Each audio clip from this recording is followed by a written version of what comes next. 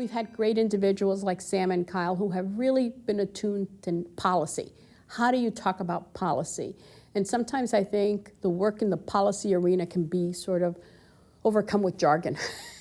And I think people need to have that jargon sort of diffused and really in plain language tell me what's the issue here.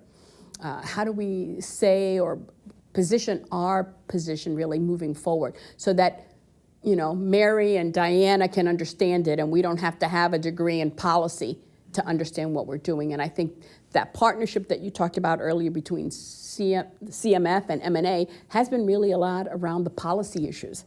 How do we talk about policy that impact nonprofits? How do we talk about policy that impacts charitable giving? And how we know that both of them really do come together and they do mesh and they need to support each other. And we also need to be willing to step back and say our voices is an important voice. It is not necessarily a political voice. It is a voice of reason, I would tend to say, in all the hub, because a lot of the policy questions that come up impact human services. And we have really supported the work that Human Service Agency do.